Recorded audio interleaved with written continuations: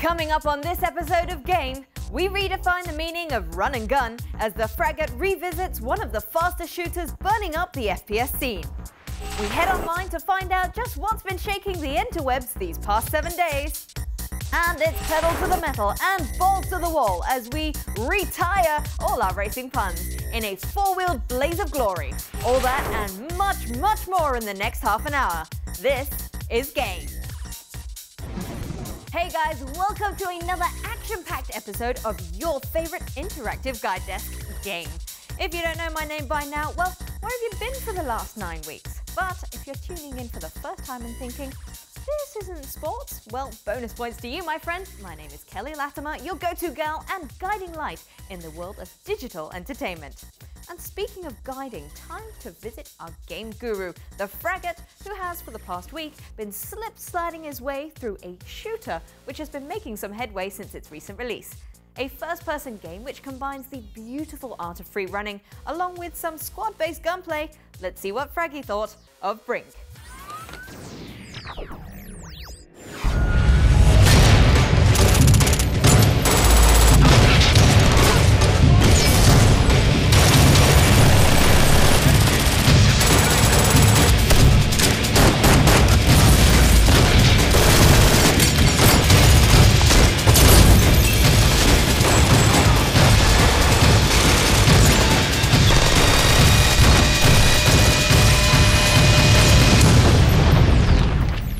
Hey ho, my gaming compadres! Fraggy here, down with a bit of a cold, so I'm taking a break from the gaming den this week.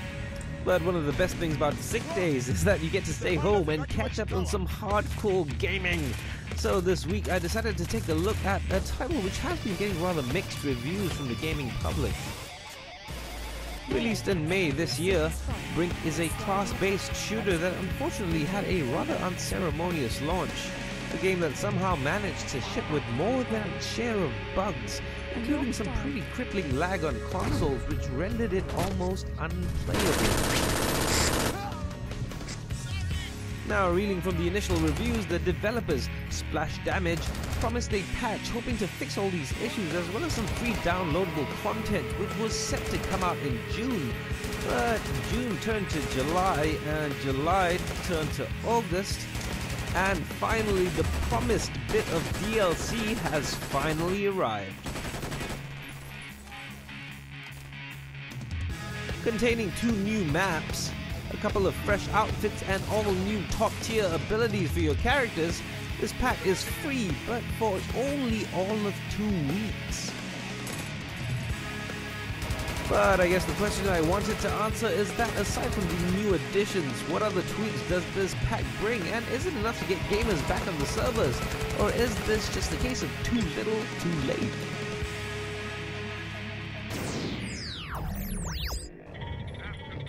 Now, if you're new to the game, Brink's story revolves around 2 rival factions fighting in various different sections of a place called the Ark, a once bustling metropolis which has since fallen into chaos. Now, I won't get too much into the story, but basically, you play as a member of one of 2 factions, the Security, who are looking to maintain order via force, or the Rebellion, who just want to break free. Now, there are 4 classes in this game: the Soldier, the Engineer, the Medic, and the Operative, each with their own unique skills and abilities, and it's this interplay between the classes that is still one of the strongest points about this game. In addition, the new DLC adds to the game 2 new maps, the Founder's Tower and the Labs.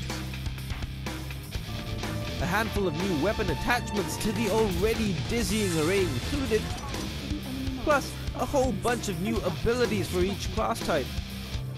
But I guess the best thing to note about this new DLC is that it basically managed to iron out almost all of the annoying bugs which plagued the original release. Playing on the PC was a pretty silky smooth experience with none of that weird stuttering from the launch. And when 16 players get together in a lag-free game, Brink can be an absolute blast.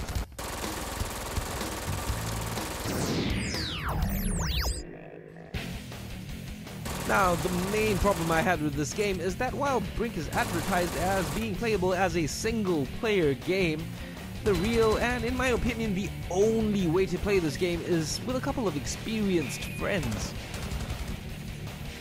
The game allows you to start a single-player campaign by yourself, with the other members of your team being controlled by the friendly bots. But the problem is that the AI in this game is downright horrible.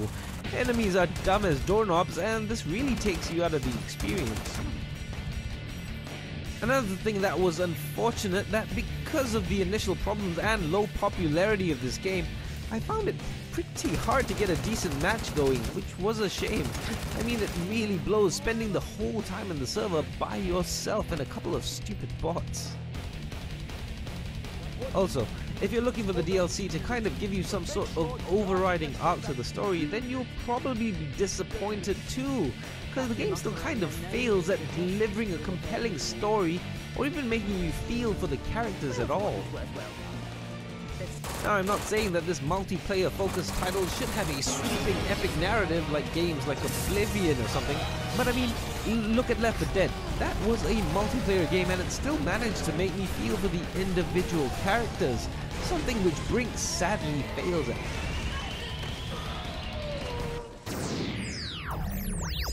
In the end though, Brink is at its heart still one of the better class-based multiplayer games out there with a crazy amount of things going for it. It's a unique blend of parkour-inspired shooty fun, and if you play it on the PC, definitely one of the better looking shooters out there.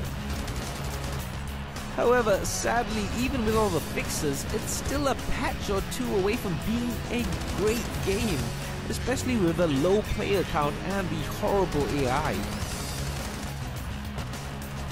And while I do hope that a few more people do pick this one up and that the community will grow, most gamers will find that you're better off trying to find something else for the time being.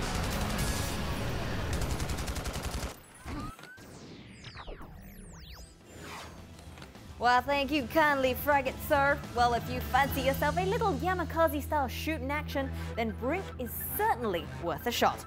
Pun totally intended. Alrighty then, time for a quick break, but no, put that control down. Yes, you. It won't take long, and trust me, you'll want to stay tuned, because when we come back, it's a penny pincher's heaven as we bring you the best free-to-play gaming goodies on the World Wide Web. And we present our list of the top titles released this week.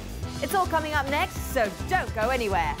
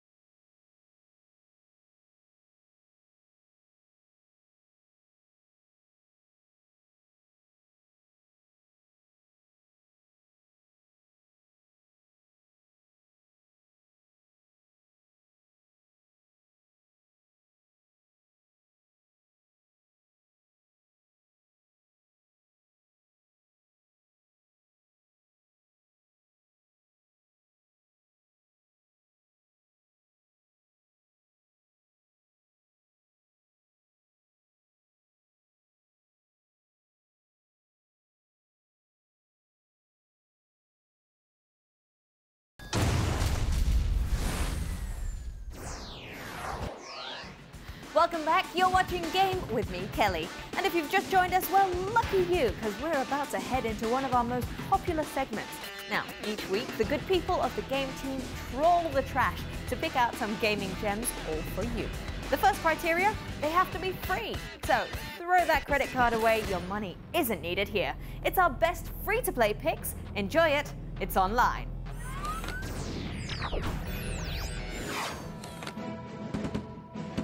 In this week's edition of The Best Games Money Can't Buy, time for some traction.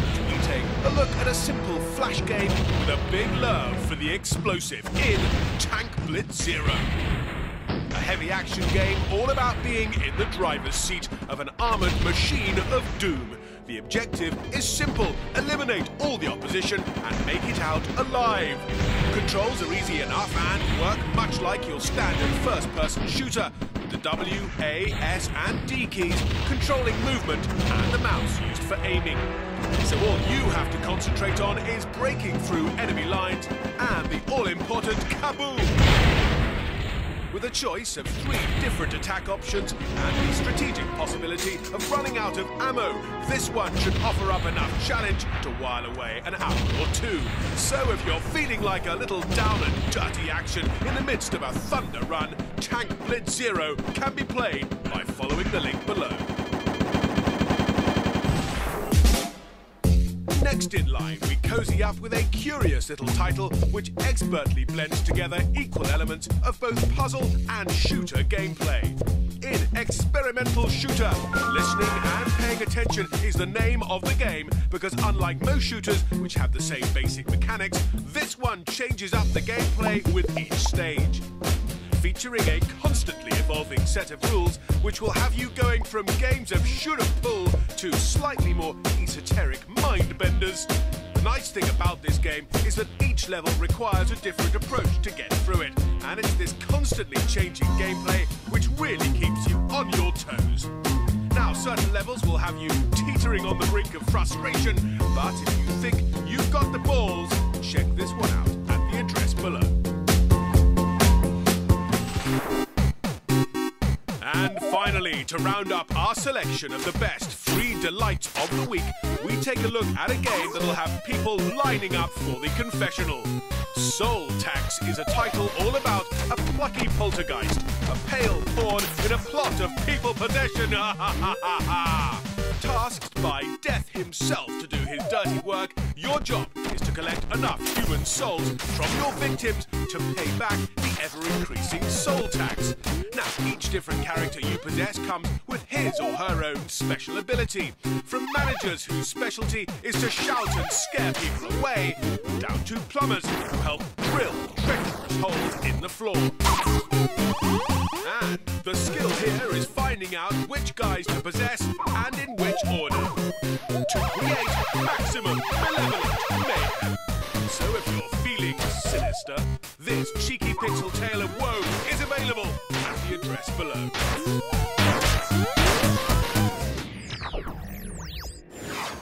Well, I hope those will keep you busy for a little while, or at least until next week. And of course, if you want to check out any of the titles you've just seen, all the links to the games can be found by following the addresses below. You can also pop by if you need some gaming advice, or if you just want to chat. We really do love hearing from you. Now then, back to business we go, and it's a little yo-ho-ho and a bottle of rum. Not sure what I'm talking about? Well, ahoy me hearties, it's time to get aboard the raft. Destination, the Black Cove. In this yo-ho-ho edition of the rap, it's no booty without the duty. Set in the golden age of rumble on the high seas, Pirates of Black Cove is your chance to live out that swashbuckling fantasy in a game that will have you in control of 3 pirate factions: the Pirates, the Corsairs, and the Buccaneers. Starting out as a humble fortune hunter, rise through the ranks and develop your stronghold, eventually becoming the king of all pirates. Har har har!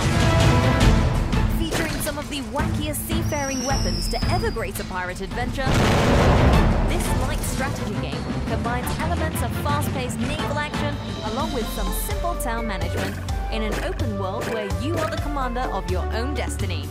So if you figure yourself a master of courage, guile, and even deceit, Pirates Knights of Black Cove is available now.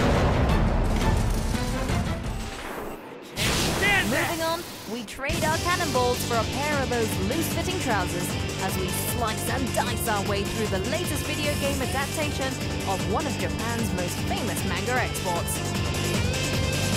An action game where fighting takes center stage, Bleach Soul Resurrection makes great use of a stimulating anime art style depicting a battle between the Soul Reapers and the evil army of Arrancars which threaten the world.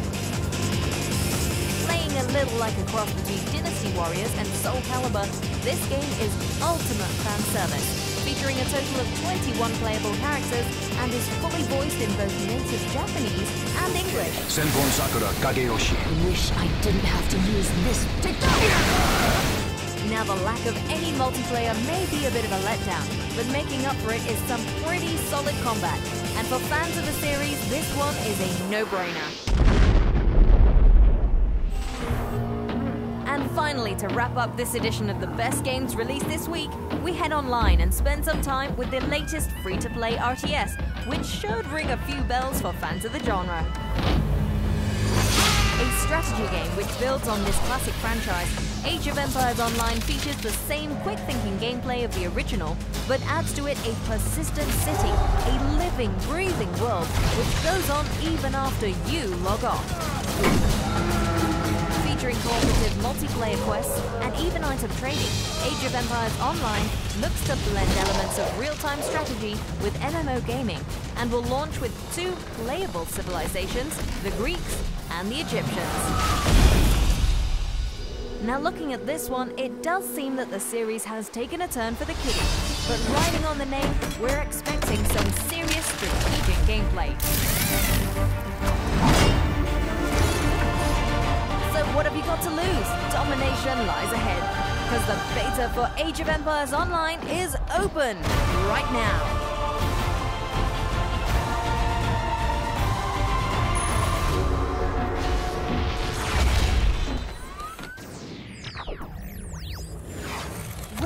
Way back when I was addicted to Civilization and Civ 2, many a happy hour was spent building cities and waging wars against the pixelated graphics of the 90s. Now at least I can play Age of Empires Online and relive a little bit of my childhood. Okay guys, brace yourself because it's time for us to take a little break. But don't worry, because in less than 2 minutes, it seems like objects in the rear view are really much closer than they seem. And it's a monster look at the top titles coming soon to a console near you.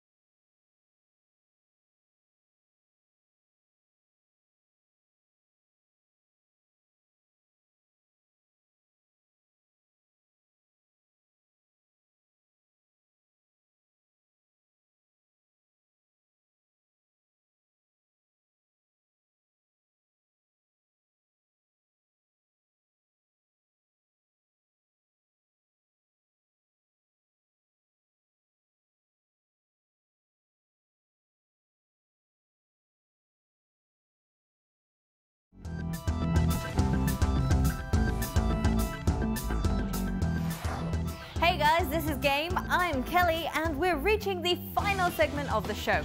But don't be sad, because we've saved the best for last. Now, to begin, when I say the name Flying Wild Hog, you're probably going, say what? And I can't say that I blame you. A brand new company which looks to be punching way above its class, these guys are promising a title which mixes together elements of Blade Runner, The Matrix and Painkiller, all in one dark sci-fi fantasy. Remember the name Hard Reset and buckle up guys, because it's time for the preview. In this week's Nosebleed edition of the preview, we begin with a look at a cyberpunk first-person shooter set in a haunted dystopian future with humanity and extinction. A PC exclusive with no multiplayer component to speak of, Hard Reset comes to us from a brand new Polish development studio called The Flying Wild Hog, a studio made up of some of the same guys who brought us games like Bulletstorm, The Witcher 2 and Sniper. Playing a man who must defend humanity's last remaining city from the robotic hordes that aim to annihilate mankind, this game looks to be a return to that old-school shooter mentality of all-out action and features large hordes of enemies and some pretty neat electrical destruction.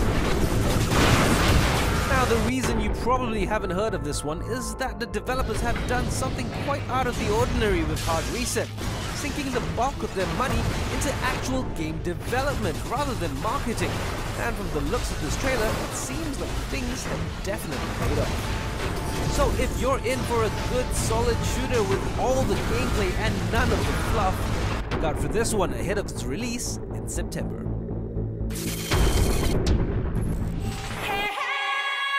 Next up, we awake to find ourselves in the middle of Africa in the year 2015 on a mission to stop an anti-government insurgency in Ace Combat: Assault Horizon. The latest in Namco's line of aircraft simulators, this one has us in the shoes of Lieutenant Colonel William Bishop, a man tasked by NATO to find out the truth behind a new secret weapon called Trinity. Their weapon again. Aiming to change the formula up a little, this year's release looks to forego all that slower-paced tactical aerial combat of the previous games in the series, opting instead for a more visceral shooter-like experience with lots of adrenaline pumping action.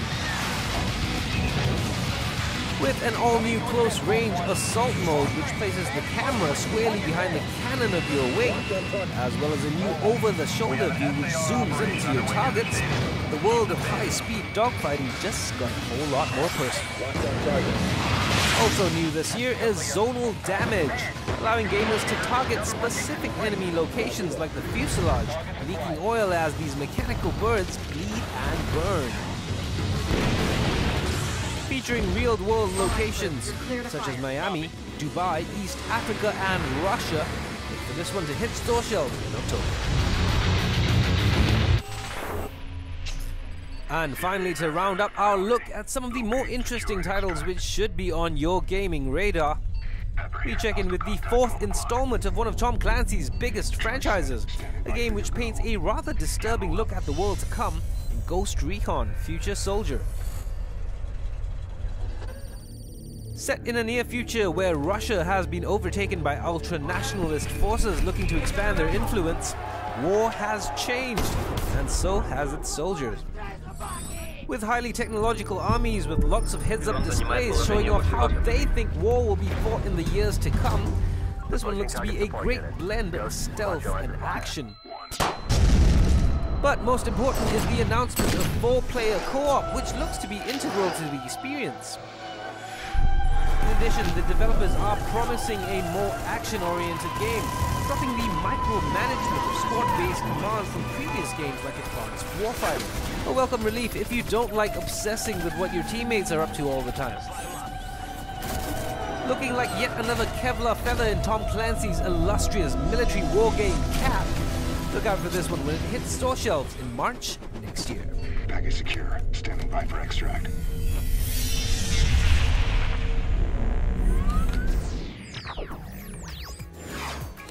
Now, I'm a big fan of Tom Clancy, so when Ghost Recon Future Soldier popped up on my radar, I was one very happy bunny. And in case you're wondering when you can get your hands on this game, Future Soldier is set for release in March 2012, so lock that down in your calendar. All right, moving on. With just about a week or two to go before the release of the newest Driver game, I think it's a great time to have a bit of a sit down with our friends at Ubisoft to find out a little more about what we can expect from the latest bad boy in the franchise. In a continuing story of renegade cop versus psychotic mastermind, let's get ready to enter the world of Driver San Francisco.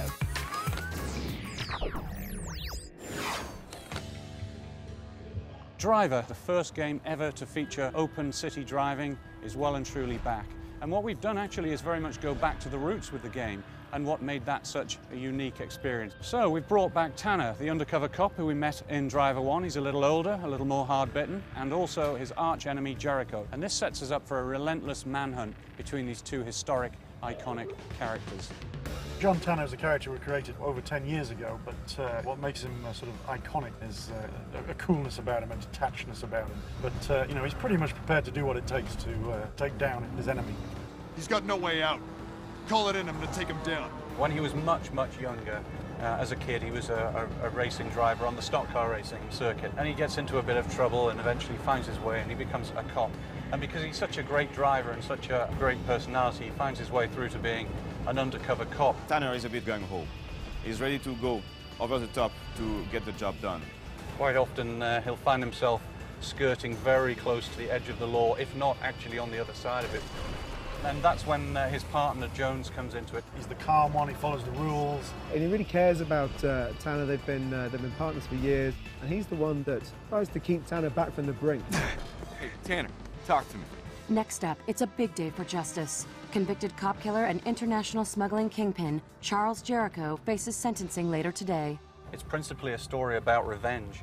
Tanner is absolutely driven by his desire to bring down Jericho. And you always knew this guy was super dangerous. You always knew that this guy was going to be more than just a hitman. He's got a lot of influence, and he's got a lot of people that he has under his control in the prison service and throughout the city. He's a scary guy that can manipulate things and make life a real problem for Tanner.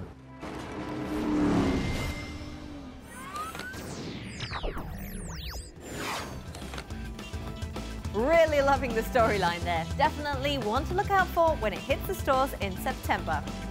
Well, that's all I've got for you. You've cleaned me out for this week. But remember to join us again next week for your weekly dose of gaming goodness. But if you can't wait that long to get your gaming fix, easy peasy. Just visit our website at www.espnstar.com to watch bits of the show. Or you can head onto our Facebook page at facebook.com/ESSGame to chat with us and thousands of other gaming enthusiasts. Or follow us on Twitter for updates and links to the latest at twitter.com/ESSGame. So y'all take care now. We'll see you next week. So long, partner.